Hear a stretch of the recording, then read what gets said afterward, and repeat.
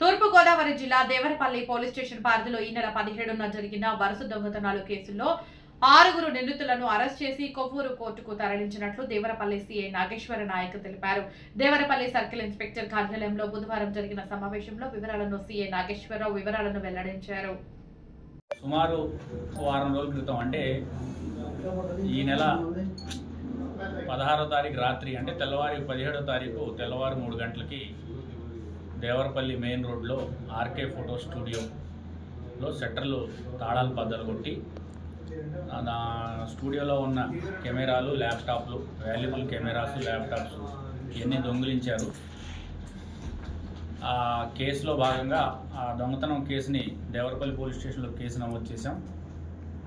మాకున్న సాంకేతిక పరిజ్ఞానంతో ఇది సెన్సేషనల్ అయింది. దేవరపల్లి సెంటర్లో నడి సెంటర్లో షట్టర్లు తాళాలు పగలగొట్టి ఎవరో కారు వేసుకొని ఆ సీసీ కెమెరాలు బట్టి కారు వేసుకొని ఎవరో దొంగలు తీసుకెళ్లారు అనే దాని మీద మీడియాలో కూడా వచ్చింది. ఈ కేసుని ప్రెస్టేజ్గా తీసుకొని అదే రోజు నిడదవోలు టౌన్లో కూడా 2 ఫోటో స్టూడియోలు దొంగతనం జరిగింది. ఇదంతా ఒకటే బ్యాచ్ చేసుంటారనే అనుమానంతో దేవరపల్లి సిఐ, నేను, మా సర్కిల్లో ఉన్న గోపాలపురం, దేవరపల్లి ఎస్ఐలు అందరం టీములుగా ఫామ్ అయిపోయి ఈ కేసును ప్రెస్టేజ్గా తీసుకొని దర్యాప్తు చేసుగా ఈ కేసులో మన వెనకాల నిలబడి ఉన్న నిందితులు మొత్తం 6, దీంట్లో ఒక ఆడపిల్ల కూడా ఉంది. ఆడపిల్ల ఎందుకని చెప్పి మీడియా ముందుకు తీసుకురాలేదు. 5 ముద్దాయిలు ఉన్నారు. దీంట్లో షేక్ సమీర్, అల్లాడి నాగమణికంట, అలాగే ఒమిసిన్, రామిశెట్టి దేవిప్రసాద్, మునగంటి గోపి, కొల్లి సాయి కీర్తన. ఈ షేక్ సమీర్ అనే అతను దీంట్లో మెయిన్ ముద్దాయి. ఇతను గుంటూరుకు చెందినవాడు. అక్కడ ఇతని మీద రౌడీ షీట్ ఉంది. గతంలో 2023 చివరిలో గుంటూరులో ఒకే రాత్రి 2 వాచ్మెన్లని తలబద్దలు కొట్టి చంపేసి 2 మర్డర్ కేసులో సెన్సేషన్లో ఇతను ఒక ముద్దాయి. దాంట్లో అరెస్ట్ అయ్యాడు. అది కేసు ఛార్జ్ షీట్ కూడా అయిపోయింది. దాని మీద బెయిల్ మీద ఉన్నాడు. ఇదే సమీర్ అనే వ్యక్తి సుమారు ఒక 10 దొంగతనాల కేసుల్లో, పలు జిల్లాల్లో దొంగతనాల కేసుల్లో ముద్దాయి ఉన్నాడు. అతనితో పాటు వీళ్ళందరూ జైల్లో ముద్దాయిలు. జైల్లో గతంలో వేరు కేసులు వెళ్ళిపోయి పరిచయాలు ఏర్పడి కోదాడకు సంబంధించిన ఒమిసిన్ ఇలియాస్ సిమ్ అంటారు. అలాగే గోపి, కోదాడ అంటే సూర్యాపేట జిల్లా తెలంగాణ, కోదాడ గోపి, ఒమిసిన్ను, అలాగే విజయవాడకు సంబంధించిన మణికంఠ, అలాగే సమీరు. వీళ్ళందరూ వీళ్ళలో కొత్త వ్యక్తి ఎవరంటే దేవిప్రసాద్. ఈ దేవిప్రసాద్ అనే వ్యక్తి నోవాటెల్లో హోటల్ మేనేజ్మెంట్ ట్రైనింగ్లో ఉన్నారు. వీళ్ళందరూ విజయవాడలో ఒక అపార్ట్మెంటు రెంట్కు తీసుకొని అక్కడ ఉండి ఇటీవల కాలంలో ఒక కారు కూడా రెంట్కు తీసుకొని విజయవాడ సిటీలో ఆధార్ కార్డు ఇస్తే అడ్రస్ తీసుకొని కారు రెంట్కి ఇస్తారు. ఏదో సరదాగా తిరుగుతున్నాం అని చెప్పి కారు రెంట్కి తీసుకొని ఈ దొంగతనాలకు ఉపయోగిస్తున్నారు.